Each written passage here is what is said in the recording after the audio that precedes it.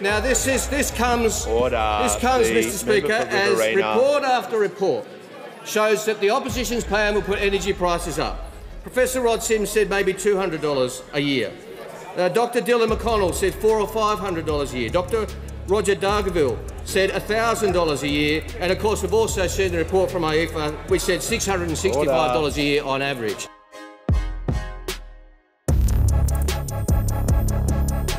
Mr. Hunter has the question. Thank you again, Mr. Speaker.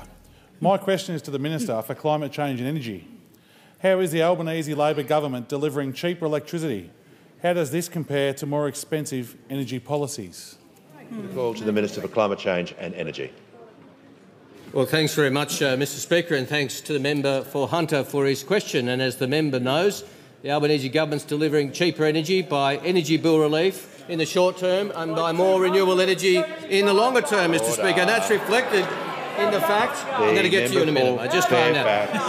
That's reflected in the fact that the last inflation figures showed energy prices falling by 17.9% in the year, which followed a 5.1% fall and was described as the largest annual fall for electricity on record, Mr. Speaker. Something you think every member would be pleased about. Now, that is partly due to the Albanese government's energy bill relief, but we've had an alternative policy from the opposition. We had an interview yesterday from our old friend, the Shadow Minister for Finance. We always look forward to those interviews. She's one of the more transparent members of the opposition. She always says what she's thinking, and she said subsidies for energy have never been coalition policy, Mr. Speaker. So the opposition is against a 17.9% drop in electricity prices that were brought about by energy bill relief. Now, the member for Hunter also asked me about more expensive alternatives. And of course, the Leader of the Opposition wants to introduce the most expensive form of energy available,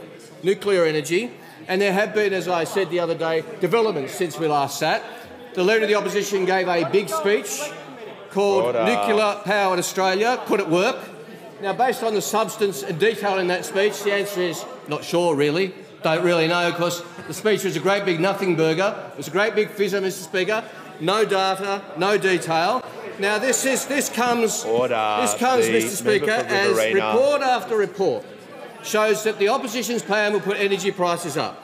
Professor Rod Sims said maybe $200 a year. Dr. Dylan McConnell said $400 or $500 a year. Dr. Roger Dargaville said $1,000 a year. And of course, we've also seen the report from IEFA, which said $665 a year on average. Now, Mr. Speaker, this comes more than a year after the member for Fairfax said on Q&A, and I'll quote him, "We are doing the modelling right now, based on actual data, and he went on to say, we're the ones formulating the policy. We've got the data based on real data, based on Hitachi, Westinghouse and NewScale. Now, I understand the concerns of the member for Fairfax, because NewScale was then cancelled because it reached $9 billion for one reactor. Now, do you notice that the opposition doesn't really like talking about their own policies? Q&A invited him and I on for a debate. I said yes. He said no, Mr. Speaker. He said no. But they're going to get a chance. The Parliament has resolved a parliamentary inquiry into nuclear energy, chaired by our friend the member for Hunter, who's going to do an excellent job getting these issues on the table in regions and communities right around Australia, and we can't wait for that detail to come out, Mr. Speaker.